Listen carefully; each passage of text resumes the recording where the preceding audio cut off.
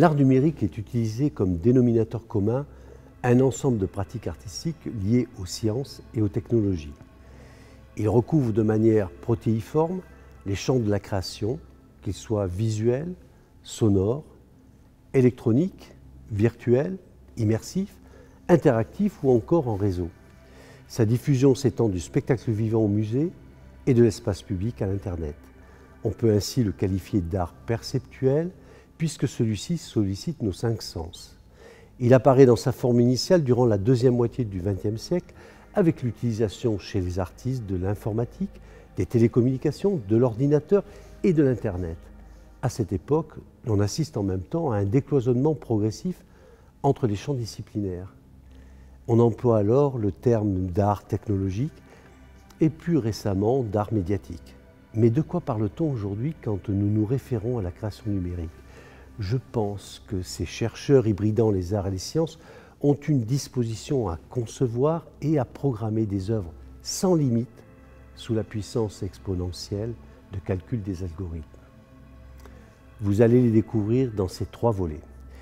Les œuvres, pour certains, sont autogénératives en privilégiant des interactions, donnant une place à des publics plus acteurs de l'expérience que spectateurs contemplatifs. En s'emparant de la technologie et surtout en la détournant, les artistes numériques montrent comment celle-ci peut modifier nos perceptions de l'espace, du temps et de nous-mêmes, mais également influencer nos rapports avec une société en pleine transformation.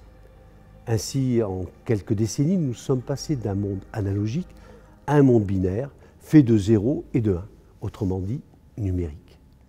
Désormais, nous alternons entre un espace physique et un monde virtuel qui peut être immersif, augmenté, superposé, ou encore avec une téléprésence réunissant 2 espaces distants pour n'en faire qu'un.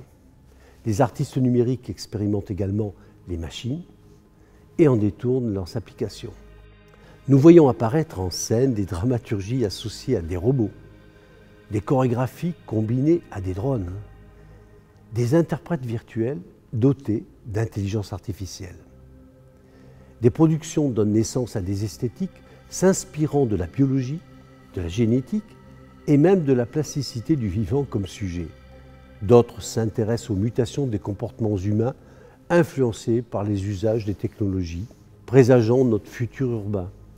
Les écritures numériques anticipent ainsi l'évolution liée aux techniques. Pour comprendre cet enjeu, référons-nous à cette citation de McLuhan : « Nous façonnons nos outils et par la suite, nos outils nous façonnent ». C'est ainsi que nous assistons aujourd'hui à une véritable transformation de la société impactée par les technologies et dont l'art numérique s'est emparé. Nous entrons désormais dans une nouvelle ère de la pensée, de l'esthétique et de ses techniques, comparable sous d'autres formes à celle de la Renaissance, en référence à Léonard de Vinci et à l'avènement de la perspective. Les artistes visuels ont été de tout temps inspirés par le désir de créer l'illusion de la profondeur de champ.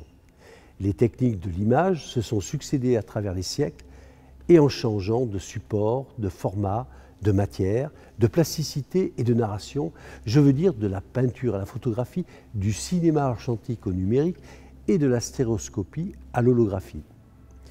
Les techniques picturales de la Renaissance sur châssis entoilés laissent désormais place aux écrans numériques et les fresques murales aux projections monumentales.